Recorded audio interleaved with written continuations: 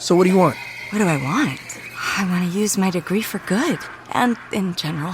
I kind of meant like a muffin or a latte. I want a job with a generous work-from-grocery-store policy. You are here a lot. Debbie, please, I'm working. I want a job that will change the world. Ma'am, this is a drive-thru. And some nuggets. With LinkedIn's new AI-powered job search, you can find roles that match your unique skills, so you can dare to discover more. Visit linkedin.com/jobs to learn more. Era un hombre educado, un médico dedicado a la ciencia y a los detalles, pero algo sucedió que cambió completamente el rumbo de su vida, y de la nuestra también. Él decidió investigar minuciosamente la historia de un niño que nació en una aldea pobre, en una noche común, pero cuya llegada había sido anunciada por ángeles. Lo que este médico descubrió lo hizo escribir el libro más preciso, tierno y profundo de todo el Nuevo Testamento. Lo que encontró en esa investigación no fue solo un niño, fue la revelación del mismo Dios entre nosotros. Antes de seguir adelante con este descubrimiento que cambió la visión del mundo sobre la Navidad, aproveche para inscribirse en el canal. Aquí, cada nuevo vídeo es una oportunidad para ver las Escrituras con más profundidad y sensibilidad. Un espacio pensado especialmente para quienes valoran reflexiones que iluminan la fe a lo largo de la vida.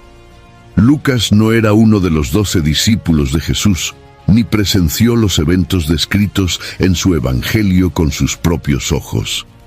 Aún así, su texto es una de las obras más precisas, sensibles y profundas del Nuevo Testamento.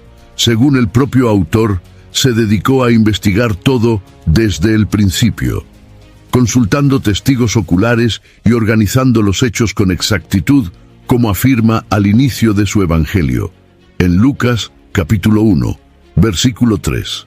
Lucas era médico, compañero fiel del apóstol Pablo y alguien con formación intelectual elevada. Su habilidad para observar los detalles con precisión clínica se refleja en la forma en que narra las curas, los encuentros personales de Jesús y, sobre todo, el nacimiento del Salvador.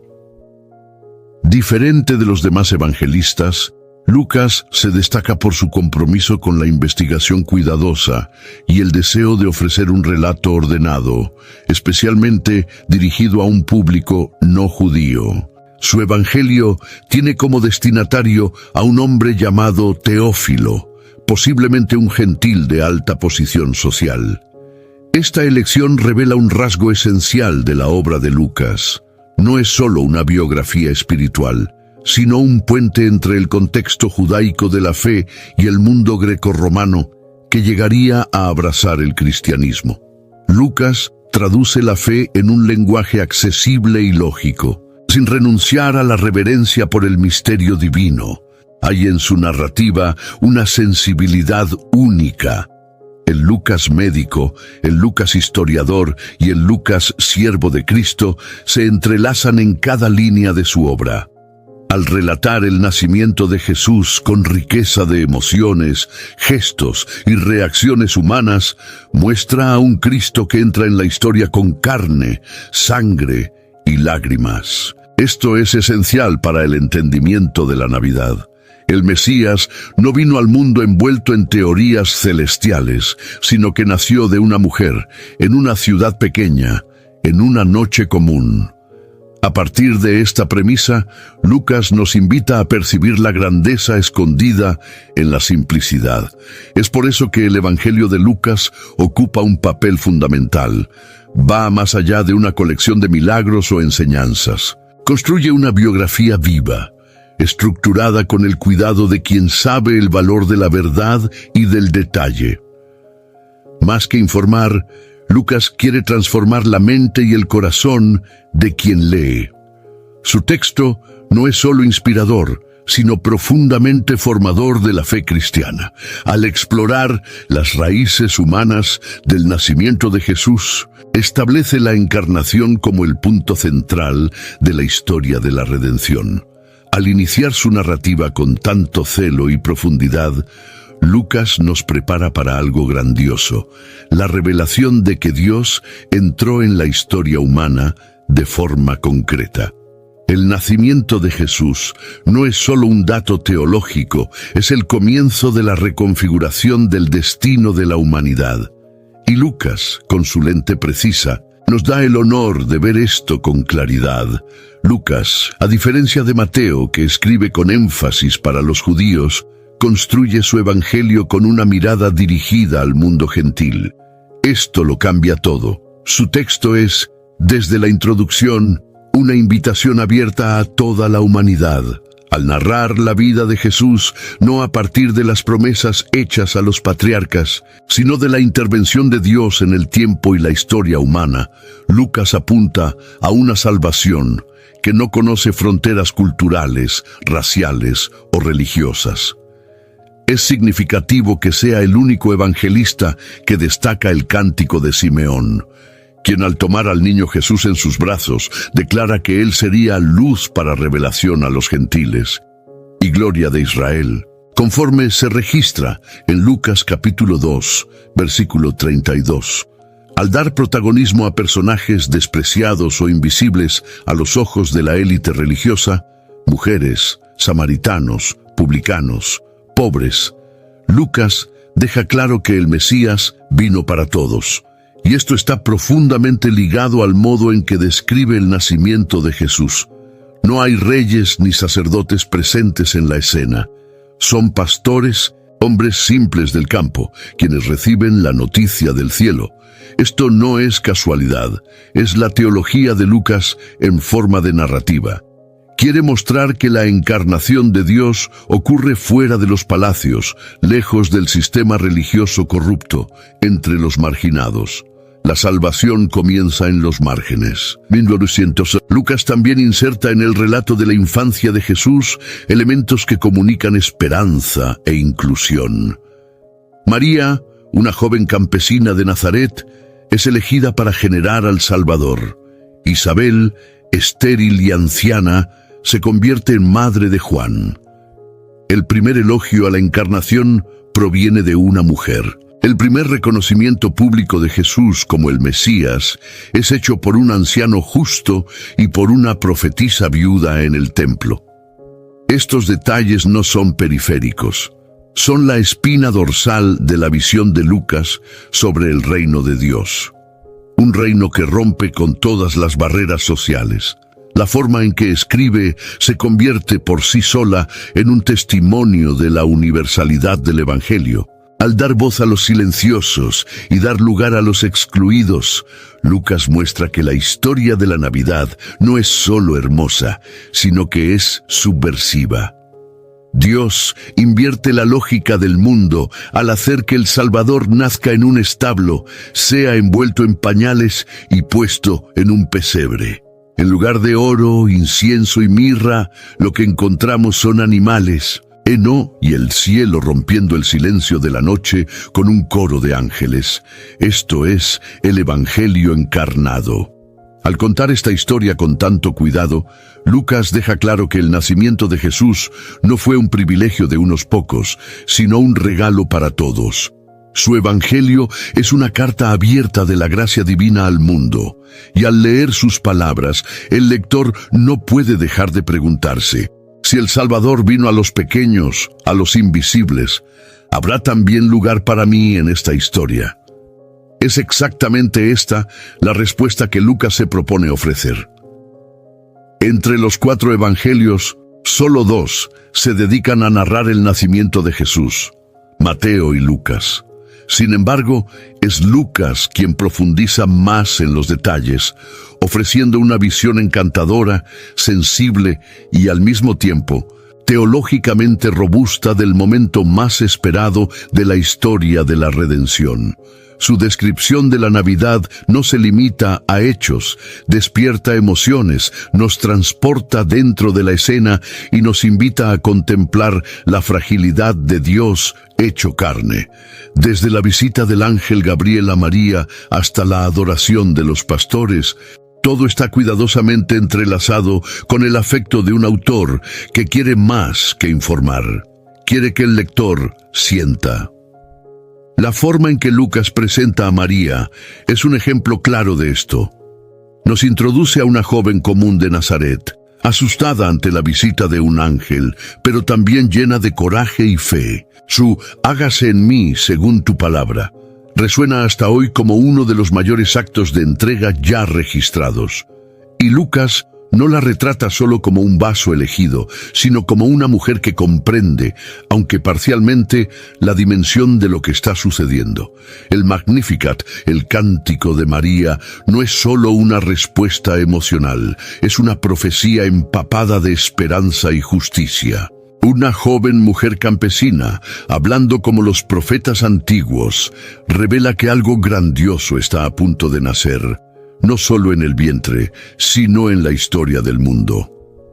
Al describir el viaje a Belén, el nacimiento en un establo y la colocación del bebé en un pesebre, Lucas está haciendo mucho más que crear una escena conmovedora. Está en realidad estableciendo la base de la teología de la encarnación. Dios elige el útero de una mujer, el camino polvoriento, la exclusión social y una cuna improvisada para inaugurar su reino. Esto no es un detalle estético, es la revelación del carácter de Dios.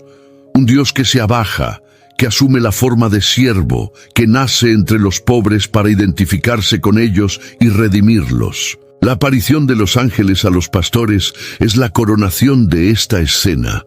Hombres rudos, considerados impuros por los estándares religiosos, se convierten en los primeros en recibir el anuncio del nacimiento de Cristo. Todo el cielo se abre para ellos y la gloria de Dios los envuelve. Esto no es solo poesía, es mensaje. El Salvador ha llegado y su llegada redefine lo que es sagrado. ¿Quién es digno y dónde habita la gloria de Dios? No más en templos hechos por manos humanas, sino en la vulnerabilidad de un niño acostado en paja. Lucas construye, con cada detalle, una teología viva de la Navidad. Al describir el origen humano del Salvador con tanta ternura, nos muestra que lo divino no está distante. Dios está entre nosotros, envuelto en carne, envuelto en pañales, envuelto en amor. Y a partir de ahí, nada más será como antes. Cuando el ángel Gabriel aparece a Zacarías dentro del templo, el silencio que había sobre Israel durante siglos se rompe.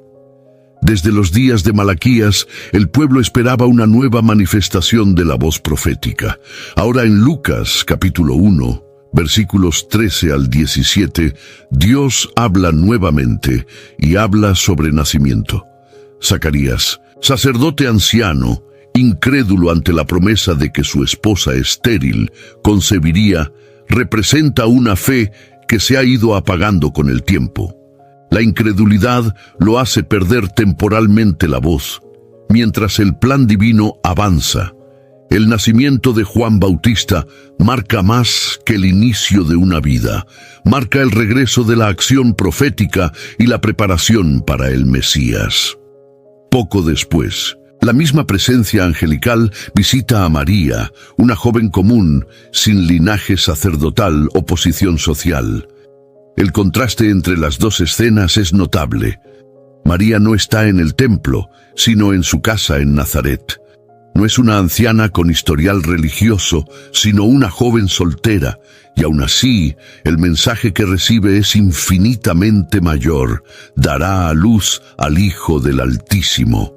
Mientras Zacarías duda, María cree. Su respuesta es de rendición, coraje y fe profunda. El ángel no solo anuncia el nacimiento del Salvador, declara que el Espíritu Santo vendrá sobre ella y que el que nacerá será llamado Santo, Hijo de Dios. Este doble anuncio funciona como el primer soplo de vida del Evangelio de Lucas. Dios, que parecía distante, se está moviendo nuevamente en la historia. Lo viejo y lo nuevo se encuentran. Zacarías e Isabel simbolizan la antigua alianza, la larga espera y la fidelidad silenciosa. María representa la nueva alianza, marcada por la gracia y la disponibilidad. La profecía renace con fuerza, no en las sinagogas, sino en los vientos de dos mujeres improbables. El Evangelio comienza con promesas hechas en secreto, pero que pronto se harán públicas, cambiando el rumbo de la humanidad. Cada detalle de estas apariciones angelicales lleva un peso teológico profundo. El nacimiento de Juan prepara el camino. Él será el heraldo, la voz que clama en el desierto, preparando el corazón del pueblo. El nacimiento de Jesús, por otro lado, será la encarnación del propio Dios. Y Lucas, con maestría, entrelaza estos dos eventos para mostrar que la historia de la salvación no es una secuencia de milagros sueltos, sino una narrativa cuidadosamente conducida por el propio Señor. El anuncio hecho a Zacarías y a María es la introducción divina de que el tiempo se ha cumplido. La promesa hecha desde Génesis capítulo 3, versículo 15, comienza a tomar forma visible. El mundo aún no lo sabe, pero algo se está moviendo. Un nuevo tiempo ha comenzado. No es solo el inicio de dos vidas, sino el renacimiento de la esperanza, la reanudación del diálogo entre Dios y los hombres. Luego, después de recibir la visita del ángel, María parte apresuradamente hacia la casa de Isabel, su prima, en las montañas de Judea. El encuentro entre las dos no es solo un gesto de afecto familiar, sino un momento cargado de significado espiritual. Cuando María entra en la casa y saluda a Isabel, algo extraordinario sucede. El bebé en el vientre de Isabel salta, y ella es llena del Espíritu Santo. Esta escena, registrada en Lucas capítulo 1, versículo 41, revela que el Espíritu de Dios ya está actuando incluso antes del nacimiento de Jesús. La vida que crece en María ya impacta el mundo a su alrededor, incluso en silencio, incluso en lo oculto. El salto del bebé es más que un movimiento fetal, es una señal profética. Juan Bautista, aún en el vientre, reconoce la presencia del Salvador. Y Isabel, tomada por el Espíritu, confirma con palabras lo que María tal vez aún estuviera asimilando. Bendita eres tú entre las mujeres, y bendito es el fruto de tu vientre. Este reconocimiento espontáneo es la primera proclamación pública de la identidad mesiánica de Jesús, hecha por una mujer anciana y embarazada, apartada de los centros religiosos de poder. La teología de Lucas brilla nuevamente aquí. Dios elige a los humildes para revelar los mayores misterios. El ambiente de esta escena es profundamente femenino, íntimo y sagrado. Dos mujeres embarazadas, unidas por un milagro, comparten la alegría y el temor ante lo que Dios está haciendo. Este encuentro no involucra multitudes, ni templos, ni líderes religiosos. Es el cielo tocando la tierra en un hogar simple, entre gestos cotidianos y palabras llenas de fe. María permanece con Isabel por cerca de 3 meses, tiempo suficiente para que ambas se apoyen, se escuchen y se fortalezcan mutuamente. Allí, el reino de Dios está siendo gestado, literalmente, en los cuerpos y en los corazones de esas dos mujeres. Al destacar este episodio, Lucas nos invita a ver que el nacimiento de Jesús no fue solo un acto aislado, sino parte de una red de acciones divinas interconectadas. La alegría de Isabel confirma la fe de María. La respuesta del bebé en el vientre confirma la presencia del Salvador. Todo apunta a la llegada de algo que va a transformar el mundo, pero que comienza en silencio, en el interior de una casa, en el abrigo de un abrazo entre dos madres. Este encuentro es, por lo tanto, un símbolo poderoso de lo que representa la Navidad. Dios viene al mundo a través de relaciones reales, a través de personas comunes, en medio de gestos de ternura. No hay pirotecnia ni discursos grandiosos. Hay vida, hay promesa, hay esperanza creciendo dentro del vientre. María e Isabel nos enseñan que cuando Dios actúa, incluso los encuentros más simples se vuelven sagrados, y cada gesto puede ser un presagio de salvación. Poco después de ser saludada por Isabel, María responde con un cántico que se convertiría en uno de los textos más significativos de la fe cristiana. Conocido como el Magnificat, este himno, registrado en Lucas capítulo 1, versículos 46 al 55, es mucho más que una expresión de gratitud. Es una verdadera explosión profética, donde una joven campesina revela una visión profunda sobre el carácter de Dios, su justicia y su misericordia.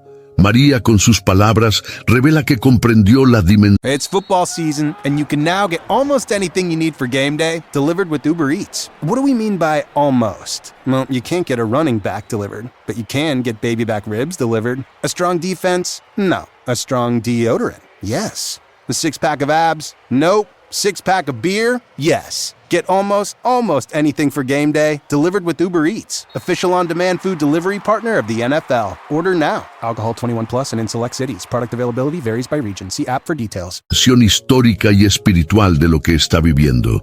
Su cántico es un eco de las promesas hechas a Abraham, renovadas ahora en su propio vientre. Cada verso del Magnificat está cargado de teología y emoción. María exalta a un Dios que derriba a los poderosos de sus tronos y exalta a los humildes, que llena de bienes a los hambrientos y despide vacíos a los ricos. No es solo alabanza personal, es denuncia contra la opresión, es anuncio de un reino donde los valores del mundo son invertidos. Es impresionante notar que una joven, posiblemente analfabeta, sin estatus social, se convierte en portavoz de la revolución divina.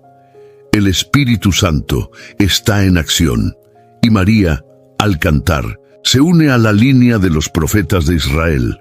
Lucas es el único evangelista que registra este cántico, y su inclusión no es casual. Él desea que veamos a María no solo como la madre de Jesús, sino como una mujer llena de discernimiento espiritual, consciente de su papel en el plan redentor. El nacimiento de Jesús no es un evento aislado, sino el cumplimiento de una promesa que se ha estado esperando durante siglos, y María, al cantar, se posiciona como alguien que entiende que está en el centro de este cumplimiento, no por mérito propio, sino por pura gracia. También hay un profundo sentido de comunión en esta alabanza.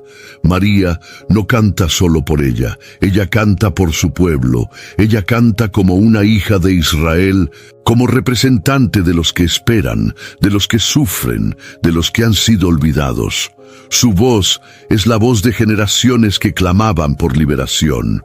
Y, al entonar este cántico, ella anticipa la obra de su Hijo, que también se dirigirá a los excluidos, a los pecadores, a los enfermos.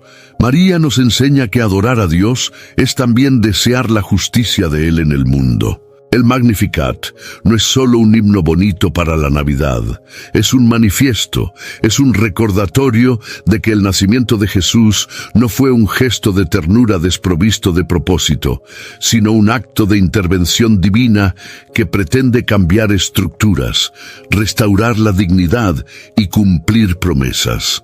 María no sabía todos los detalles de lo que vendría, pero sabía lo suficiente para cantar. Y su cántico sigue resonando en nuestros días, recordándonos que Dios aún mira a los humildes, y su misericordia aún se extiende sobre los que le temen. Cuando el tiempo de la promesa finalmente se cumple y Isabel da a luz, Lucas registra con precisión la reacción de toda la vecindad.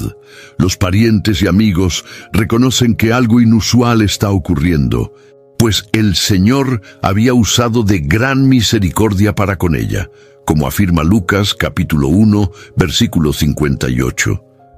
El nacimiento de Juan Bautista no es solo una alegría personal para una pareja anciana e improbable. Es una señal clara de que Dios está retomando el control de la historia de Israel, rompiendo el ciclo de esterilidad espiritual y anunciando un nuevo comienzo. Juan nace como un faro que apunta a algo aún mayor que está por venir. La ceremonia de circuncisión, 8 días después, se convierte en un momento profético. Cuando preguntan el nombre del niño, Zacarías, aún mudo por su incredulidad, escribe: Juan será su nombre, contraviniendo la tradición familiar. En el mismo instante, su boca se abre y comienza a alabar a Dios. Este acto es más que un milagro personal, es la recuperación de la voz profética en Israel. La profecía había estado en silencio durante siglos, pero ahora, con Juan, el Señor está preparando al pueblo para recibir al Cristo. La voz de Zacarías se convierte en un instrumento directo del Espíritu, y sus palabras revelan un conocimiento profundo sobre el plan divino. El cántico de Zacarías, conocido como Benedictus, es una verdadera exposición teológica sobre la misión de su Hijo. En Lucas capítulo 1, versículos 67 al 79, Él declara que Dios visitó y redimió a su pueblo, y que Juan será el profeta del Altísimo, yendo delante del Señor para prepararle los caminos. Zacarías entiende que Juan no es el centro de la historia, sino su mensajero. Esto es central en el Evangelio de Lucas. Los protagonistas humanos siempre están en función de algo más grande. Juan es grande, pero lo que viene después de él es incomparable. Él es la voz, pero Jesús será la palabra.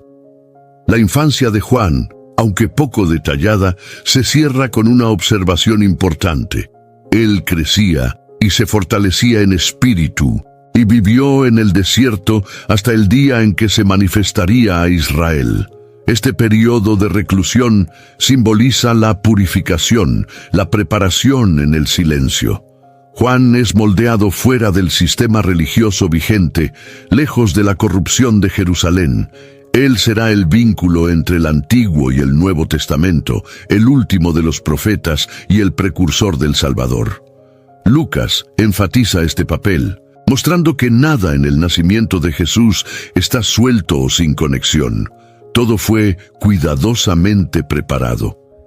El nacimiento de Juan Bautista, por lo tanto, no es un evento paralelo al de Jesús. Es el anuncio práctico de que el Mesías está cerca. Lucas nos enseña que antes de que la luz brille plenamente, Dios levanta a un hombre para encender las antorchas en el camino. Juan sería esa antorcha, esa voz, esa señal. Y su nacimiento, envuelto en fe, silencio quebrado y alabanza, prepara el escenario para el nacimiento más esperado de toda la humanidad. Llegamos al clímax de la narrativa de Lucas, el nacimiento de Jesús. Cada detalle está cargado de simbolismo, cada elemento es cuidadosamente descrito. María y José viajan a Belén a causa de un decreto del emperador romano, César Augusto, obligando a todos a registrarse. Es en este contexto político opresor que Dios elige actuar. El nacimiento del Salvador no ocurre en un tiempo de paz idealizada, sino en medio de la dureza de la vida real. Lucas capítulo 2, versículo 7, narra que María dio a luz a su hijo primogénito, lo envolvió en pañales y lo acostó en un pesebre porque no había lugar para ellos en la posada. El Rey del Universo llega y no encuentra refugio entre los hombres. La simplicidad de la escena contrasta con la grandeza del evento. No hay palacios ni comitivas. Hay un establo. Hay el olor de los animales. Hay el sonido de una mujer en trabajo de parto. Es en este lugar improbable donde nace el Hijo de Dios. Lucas no omite la rusticidad de la escena, porque es en ella donde reside el mayor misterio de la fe cristiana. El Verbo se hizo carne, no una carne idealizada, sino la carne de los pobres, de los marginados, de los que no tienen voz. Esta imagen es el corazón de la Navidad. Un Dios que desciende no solo del cielo, sino también de las estructuras de poder, para hacerse cercano al sufrimiento humano. Mientras tanto, en los campos cercanos, pastores cuidaban de sus rebaños durante la noche. De repente, un ángel aparece y la gloria del Señor los rodea de luz. Ellos están aterrorizados, pero escuchan el mensaje más reconfortante que se haya pronunciado. No temáis. He aquí que os traigo buenas noticias de gran alegría, que serán para todo el pueblo. Hoy os ha nacido en la ciudad de David el Salvador, que es Cristo, el Señor. Esta escena, registrada en Lucas capítulo 2, versículos 8 al 11, muestra que la revelación divina no fue dirigida a los poderosos, sino a los humildes. El cielo se abre para los pastores y no para los sacerdotes o políticos. La respuesta de los cielos es grandiosa. Una multitud de ángeles aparece alabando a Dios y proclamando paz en la tierra a los hombres a quienes Él quiere bien. Lucas, una vez más, refuerza el contraste. Un niño recién nacido en un establo y los ejércitos celestiales cantando su llegada. La tierra y el cielo se encuentran. La eternidad invade el tiempo. Esa es la esencia de la Navidad según Lucas. Dios se revela donde nadie espera. Invita a los humildes a ser los primeros en ver la gloria que cambió el mundo. Cuando los pastores van hasta Belén y encuentran al niño, vuelven glorificando a Dios por todo lo que habían oído y visto. La historia de la Navidad no termina con la visita. Ella comienza allí. Lucas nos muestra que quien encuentra al Salvador no regresa por el mismo camino. El nacimiento de Jesús transforma realidades. Él no vino solo para ser adorado como un bebé, sino para iniciar la obra de redención que culminará en la cruz. La Navidad, según Lucas, es el primer capítulo de una historia de amor que continúa impactando al mundo hasta hoy. En el corazón de la noche, mientras la ciudad duerme y los grandes están recogidos en sus casas, los pastores están despiertos, cuidando de sus rebaños, vigilando en silencio. Ellos no imaginan que serán los primeros en recibir la noticia más importante de la historia. Pastores, en la época de Jesús, no tenían prestigio social. Eran considerados impuros según los estándares religiosos y muchas veces evitados por la sociedad. Sin embargo, en Lucas capítulo 2, versículo 8, son justamente ellos los elegidos para oír en primera mano que el Mesías ha nacido. Eso no es casualidad, es gracia. La elección de los pastores como los primeros receptores de la buena nueva revela algo profundo sobre el corazón de Dios. El nacimiento de Jesús es anunciado a aquellos que no tenían acceso al templo, pero que ahora reciben la visita directa del cielo. Un ángel se les aparece y poco después una multitud celestial canta sobre paz y buena voluntad. El contraste no podría ser mayor. El Dios de toda gloria elige a los humildes para compartir su mayor secreto. Y al hacerlo, establece un principio que se repetirá a lo largo de todo el Evangelio. Los últimos serán los primeros. Al oír el mensaje, los pastores no dudan. Ellos se dicen unos a otros: «Vamos hasta Belén y veamos esto que ha acontecido y que el Señor nos ha dado a conocer». No hay duda, no hay demora. Ellos salen y encuentran a María, José y al niño acostado en el pesebre, como les había sido dicho. La fe de ellos no depende de pruebas racionales, sino de obediencia al llamado, y al ver con sus propios ojos, se convierten en los primeros evangelistas de la nueva alianza, compartiendo con otros todo lo que les ha sido revelado. Según se describe en Lucas capítulo 2, versículo 17, el impacto de la visita de los pastores va más allá de su adoración. Ellos representan la confirmación de la promesa, la validación celestial de lo que María llevaba en su corazón. La presencia de ellos es como un sello divino de que sí, ese niño es realmente el Salvador. María, al ver todo esto, guarda y medita en su corazón. Este gesto revela la profundidad de su fe y la conciencia del misterio que la envuelve. Los pastores regresan glorificando a Dios, pero ella permanece en silencio contemplativo.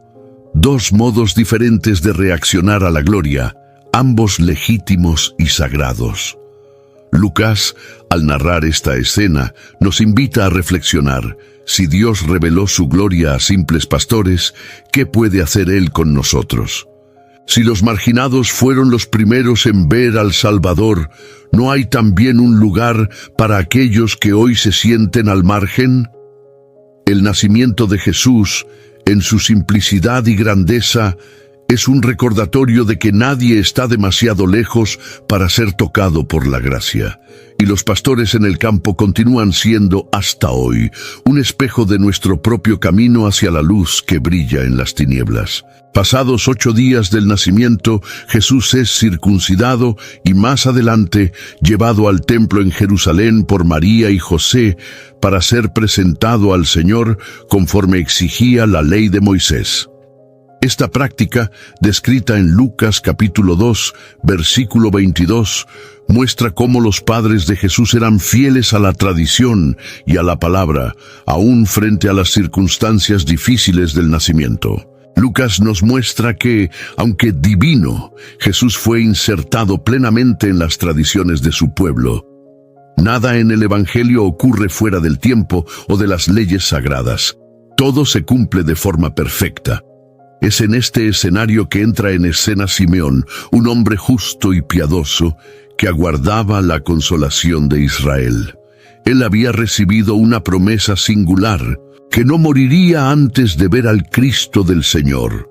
Movido por el Espíritu Santo, Simeón va al templo en ese día exacto y al tomar al niño en sus brazos, profetiza que sus ojos han visto la salvación, luz para revelación a los gentiles y gloria de tu pueblo Israel, como se registra en Lucas capítulo 2, versículo 32. Este reconocimiento es una confirmación poderosa de la identidad de Jesús, no solo como esperanza de Israel, sino como Salvador de todas las naciones. El cántico de Simeón, muchas veces negligenciado en lecturas apresuradas, es una de las declaraciones más profundas del Nuevo Testamento. Él no solo reconoce al Mesías, sino que anticipa la amplitud de su misión. Diferente de la expectativa común de un libertador político, Simeón ve en Jesús una luz para todas las naciones. Este momento en el templo, aparentemente simple, es en realidad la apertura simbólica del Evangelio a todos los pueblos. Y más que eso, es un retrato de la fidelidad de Dios en cumplir sus promesas incluso cuando el mundo parece ciego o indiferente. Junto a Simeón aparece Ana, una profetisa viuda que servía en el templo con ayunos y oraciones. Al ver al niño, ella también comienza a dar gracias a Dios y a hablar de la niña a todos los que esperaban la redención de Jerusalén. Ana representa la voz femenina profética que Lucas hace hincapié de destacar a lo largo de su evangelio. A través de ella, una vez más, la gloria de Navidad se revela en los cantos olvidados del templo, no en los corredores de los poderosos. Ella no necesita de un púlpito para profetizar. Su vida dedicada ya era una predicación viva. Lucas, al narrar esta escena, muestra que el nacimiento de Jesús no fue solo una bendición para María y José, fue una revelación para Israel, un signo para los gentiles, una respuesta a las oraciones de los justos. En el templo, el niño es recibido como cumplimiento, como luz, como promesa, y aunque tan pequeño, él ya empieza a ser reconocido por aquellos que tienen ojos espirituales. La presentación en el templo sella el inicio público de la misión del Mesías, aunque silenciosamente. Y nos recuerda que aquellos que esperan con fe y constancia siempre verán la gloria de Dios. El único relato de la infancia de Jesús en los Evangelios se encuentra en Lucas, y es profundamente revelador. Con 12 años, Jesús viaja con su familia a Jerusalén para la fiesta de la Pascua, según la costumbre. Tras la celebración, María y José inician el retorno a casa, pero Jesús permanece en el templo sin que sus padres lo noten. 3 días después, lo encuentran sentado entre los maestros, escuchando y haciendo preguntas, sorprendiendo a todos con su sabiduría y entendimiento. Este episodio, descrito en Lucas capítulo 2, versículos 46 y 47, es más que una anécdota infantil. Es la primera manifestación clara de la identidad y la misión del Hijo de Dios. El ambiente del templo, repleto de escribas y doctores, era considerado el centro del conocimiento religioso en Israel. El hecho de que Jesús, aún niño, sea capaz de dialogar en pie de igualdad con los maestros, revela que su sabiduría no era fruto solo de aprendizaje humano. Lucas deja claro que allí ya resplandecía algo sobrenatural. Pero lo más impactante no es solo lo que Jesús dice, es el hecho de que está escuchando y preguntando. El Mesías no llega imponiendo conocimiento, sino demostrando humildad e interés genuino. Ese detalle dice mucho sobre el tipo de líder que se convertiría. Al ser AI is incredible. It can teach you how to fry an egg and even write a poem, pirate style. Yarr! But it knows nothing about your work. Slackbot is different. It doesn't just know the facts. It knows your schedule. It can turn a brainstorm into a brief. And it doesn't need to be taught. Because Slackbot isn't just another AI. It's AI that knows your work as well as you do. Visit slack.com/meet Slackbot to learn more. What if an appliance emergency didn't have to be? If your appliances suddenly decided they were done, don't stress. Best Buy has you covered with a wide variety of major appliances from trusted brands, in stock and available now. So you don't have to worry about laundry piling up, refilling the fridge, or that big dinner party you're hosting. Because Best Buy has the knowledge and expertise to get you the right appliance for your home. Learn more at bestbuy.com. Best Buy. Imagine that. Cuestionado por su madre sobre el motivo de su ausencia, Jesús responde con una frase enigmática y poderosa. ¿No sabíais que me conviene tratar de los negocios de mi Padre? Esta afirmación en Lucas capítulo 2, versículo 49, carga un peso teológico profundo. Por primera vez, Jesús expresa conciencia de su identidad divina. Sabe quién es, sabe de dónde vino y sabe para quién vive. La mención al Padre no es una referencia a José, sino al Dios del cielo. Es una ruptura simbólica con la autoridad terrenal y una conexión directa con su misión celestial. A pesar de esto, Jesús regresa con sus padres a Nazaret y les es sumiso. Esta actitud muestra que, aunque ya tenía claridad de su llamado, respeta el tiempo de maduración, el tiempo de Dios. La gloria del Hijo no anula el valor de la obediencia y la paciencia. No apresura los eventos, sino que crece en sabiduría, estatura y gracia delante de Dios y de los hombres, como afirma Lucas capítulo 2, versículo 52. Lucas construye así la imagen de un Salvador que madura dentro de la realidad humana, sin saltar etapas, sin negar la experiencia de la vida común. Este episodio es fundamental para entender la pedagogía divina. Dios encarna, pero también crece. Dios sabe, pero también aprende. El niño en el templo ya es el verbo, pero elige el camino de la relación, del diálogo, de la escucha. Lucas nos enseña que la Navidad no es solo el nacimiento de un niño divino. Es el comienzo de una vida entera dedicada a la voluntad del Padre desde los primeros años. Y para nosotros, esto es una invitación a no subestimar los procesos silenciosos de la formación espiritual, pues incluso el Salvador pasó por ellos. A lo largo de todo el Evangelio, Lucas construye cuidadosamente el retrato de un Jesús que ve lo invisible, toca a los intocables y escucha a quienes nadie quiere oír. Desde los primeros capítulos ya percibimos esta énfasis. El nacimiento de Cristo es revelado a pastores, reconocido por ancianos y mujeres y vivido en ambientes de pobreza y exclusión. Más adelante, este mismo patrón se repite en los encuentros de Jesús con publicanos, pecadores, leprosos, mujeres marginadas y extranjeros. Lucas nos presenta un Salvador que camina por las bordes de la sociedad, pero cuyo corazón está en el centro de la voluntad de Dios. Entre los evangelios es Lucas quien más enfatiza la misericordia de Jesús. Es el único que registra la parábola del buen samaritano, la parábola del hijo pródigo, el perdón a la mujer pecadora en casa del fariseo y el encuentro de Jesús con Zaqueo. Estos episodios profundamente humanos revelan al Mesías que vino a buscar y salvar lo que se había perdido. En Lucas capítulo 7, versículo 13, por ejemplo, cuando Jesús encuentra a la viuda de Naín que acababa de perder a su único hijo, se mueve de profunda compasión y le devuelve la vida al joven. Este tipo de sensibilidad es una marca constante. Lucas quiere que veamos la ternura de Jesús como parte integrante de su misión. No es algo accesorio, sino esencial. El Mesías no vino solo para enseñar verdades eternas, sino para tocar heridas presentes. Y cada gesto de compasión es un reflejo del corazón del Padre.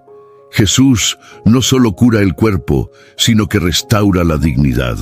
No solo perdona el pecado, sino que devuelve el nombre, la voz, la historia a quienes habían sido silenciados por la religión o la cultura. Lucas sabe que el amor no se prueba solo con palabras, sino con presencia, escucha y toque. Esta misericordia también rompe con los límites del prejuicio.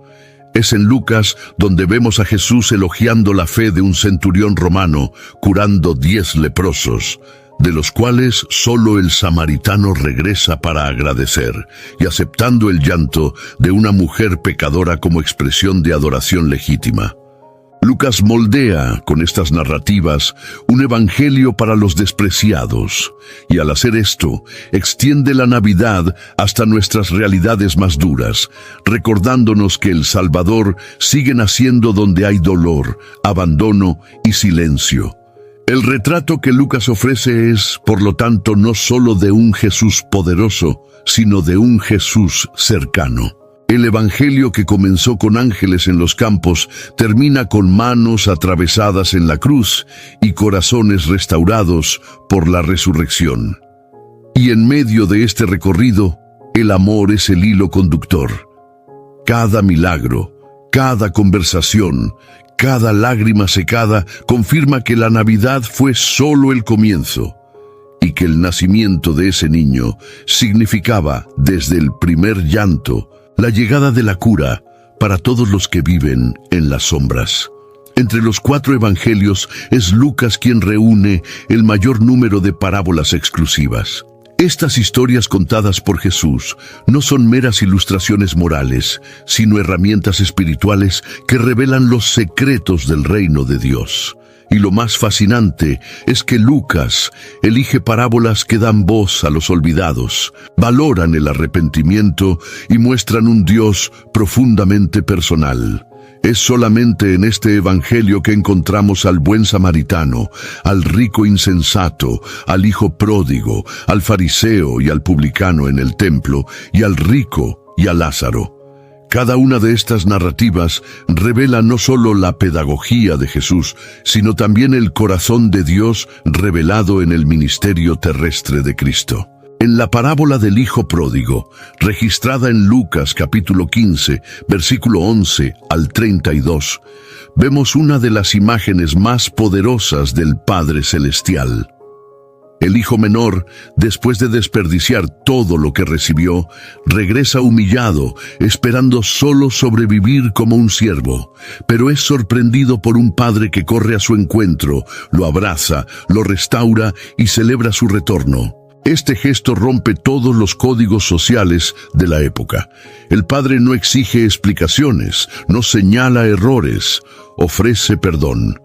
Esta escena resuena con la misma esencia de la Navidad. El Padre envía al Hijo para rescatar a los hijos perdidos, y este reencuentro está marcado por gracia, no por mérito. Otro ejemplo conmovedor es la parábola del buen samaritano, contada en Lucas capítulo 10, versículos 30 al 37. Jesús elige precisamente un personaje despreciado por los judíos como modelo de misericordia. El samaritano, movido por compasión, socorre a un hombre que fue dejado para morir al borde del camino. Mientras el sacerdote y el levita pasan de largo, el extranjero es quien se acerca, cuida, invierte y garantiza socorro continuo. Esta historia no solo enseña sobre el amor al prójimo, sino que también denuncia la religiosidad vacía y exalta la práctica de la misericordia como expresión legítima de la fe. Lucas usa estas parábolas para destacar que el reino de Dios no se construye por títulos, ritos o estatus, sino por corazones quebrantados, actitudes compasivas y elecciones simples que reflejan el carácter del Padre. Las historias que eligió registrar revelan a un Cristo que busca transformar el corazón humano y no solo ajustarlo a normas. La profundidad de estas parábolas está en su simplicidad. Son comprensibles para todos, pero poseen capas que continúan desafiándonos hasta hoy. Cada una de estas parábolas es una extensión de la Navidad. El buen samaritano, el padre que corre, el publicano que se humilla, todos apuntan a la verdad de que Dios está más cerca de los quebrantados que de los perfectos. Lucas, al registrar estas historias, nos da un retrato fiel del Mesías que no vino a juzgar al mundo, sino a salvarlo. Un Salvador que enseña con historias que sanan, confrontan y acogen, y que comenzó su misión no en un trono, sino en un pesebre. Uno de los aspectos más bellamente construidos en el Evangelio de Lucas es el equilibrio entre la divinidad de Jesús y su humanidad. Desde los primeros capítulos, Lucas presenta a un Cristo que llora, siente hambre, se cansa, pero también... As a contractor, I don't pay for materials I don't use. So why would I pay for stuff I don't need in my mobile plan? That's why my Biz plan from Verizon Business is so perfect. Now I can choose exactly what I want, and I only pay for what I need. Right now, with my Biz plan, get our best price, as low as $25 a line. Visit Verizon.com/business to get started today. New lines only. Price per month with 5+ lines. Includes auto pay and paper-free billing and promotional discounts. Taxes, fees, economic adjustment charge. Applicable add-ons, prices, and terms apply. Guarantee applies to base monthly rate and stated discounts only. Add-on prices additional. Offers in March 31st, 2026. Cura, libera, perdona y resucita muertos. Este equilibrio no es accidental. Lucas quiere que el lector vea a Jesús como el Hijo del Hombre, expresión que aparece con frecuencia a lo largo del texto, indicando tanto su naturaleza divina como su plena inserción en la experiencia humana. En Lucas capítulo 9, versículo 22, Jesús anuncia que el Hijo del Hombre debe sufrir muchas cosas, ser rechazado, morir y resucitar, la síntesis perfecta de su misión. Al enfatizar la humanidad de Jesús, Lucas muestra que el Salvador no vivió una experiencia aislada del sufrimiento humano. Nació en un establo, creció en una ciudad insignificante, vivió con rechazos y murió en una cruz reservada para criminales. Y a pesar de toda esa trayectoria de dolor, permaneció fiel, compasivo, lleno de gracia. Lucas quiere que sepamos que Dios no se mantuvo distante, se hizo carne para caminar con nosotros, no como un rey intocable, sino como un hombre que entiende nuestros dolores. Esta es una de las verdades más poderosas del Evangelio y que resuena profundamente con el espíritu de la Navidad. Al mismo tiempo, la divinidad de Jesús se presenta con claridad y reverencia. Perdona pecados, algo que solo Dios puede hacer. Comanda los elementos de la naturaleza. Libera poseídos con autoridad soberana y acepta adoración. En Lucas capítulo 5, versículo 24, Él declara que el Hijo del Hombre tiene autoridad en la tierra para perdonar pecados. Una afirmación escandalosa a los oídos religiosos, pero esencial para entender quién es. Lucas no tiene la intención de generar confusión, sino de mostrar que en la unión entre Dios y hombre reside el poder que salva. Este Jesús, plenamente hombre y plenamente Dios, es lo que hace que la Navidad sea algo más que una celebración estacional. No celebramos solo el nacimiento de un niño especial, sino la venida de Dios en carne. El pesebre, en este sentido, no es solo un símbolo de humildad, sino el primer escenario de una revelación divina. El llanto del bebé en Belén es la voz del Verbo eterno, haciéndose oír en lenguaje humano. Lucas se asegura de que cada detalle de la vida de Jesús cargue este misterio. Un Dios que aprende, crece, ama y sangra. Todo por amor. La belleza del Evangelio de Lucas radica precisamente en esta tensión armoniosa entre lo divino y lo humano. No intenta resolver este misterio, sino presentarlo con reverencia. Y al hacerlo, invita al lector a acercarse a Jesús no solo como maestro o milagro, sino como Emmanuel, Dios con nosotros. En el rostro de un hombre encontramos el brillo de la eternidad. En el gesto simple de nacer entre los pobres, vemos el mayor gesto de redención jamás hecho. Este es el Jesús de Lucas, accesible, real y al mismo tiempo majestuoso y eterno. Hemos llegado al final del Evangelio de Lucas con la sensación de haber recorrido una carretera cuidadosamente pavimentada desde los primeros versículos. Todo comenzó con un nacimiento, o mejor dicho, dos. Juan vino a preparar el camino. Jesús vino a ser el camino. La estructura del texto no es solo cronológica, sino espiritual. Lucas nos guía de la promesa al cumplimiento, de la expectativa a la realización. Y el hilo que conecta todos los eventos es el amor de Dios revelándose en la historia, a través de un Salvador que nace en el silencio de una noche común, pero cuyas acciones continúan transformando el mundo hasta hoy. El nacimiento de Jesús, narrado con tanta ternura y profundidad, no es solo el punto de partida. Es la clave de lectura para todo el resto de la vida de Cristo. Si Él nació entre los pobres, es porque vino para ellos. Si fue rechazado desde el vientre, es porque enfrentarían rechazo hasta la cruz. Si recibió pastores y fue anunciado por ángeles, es porque su misión abraza tanto el cielo como la tierra. Lucas, con su mirada sensible, nos invita a sumergirnos en este misterio con el corazón abierto. No hay espacio para un Natal genérico, vacío de sentido. El Evangelio exige respuesta, y esta respuesta es siempre personal. ¿Qué haremos con el niño acostado en el pesebre? Ignorarlo, como hicieron muchos aquella noche en Belén. Admirarlo a la distancia como un símbolo bonito, o seguirlo, reconociendo que su historia comenzó entre trapos humildes, pero culminó en una cruz y una tumba vacía. Lucas escribe para que sepamos con certeza las cosas que nos han sido enseñadas, como afirma en Lucas capítulo 1, versículo 4. Su evangelio es una declaración de fe, una proclamación de esperanza y una convocatoria a la transformación. Redescubrir la Navidad, según Lucas, es más que recordar el nacimiento de Jesús. Es permitir que ese nacimiento suceda en nosotros, hoy. Es escuchar nuevamente los cantos de María, Zacarías, Simeón y los ángeles, y entender que estas voces siguen resonando en el corazón de los que creen.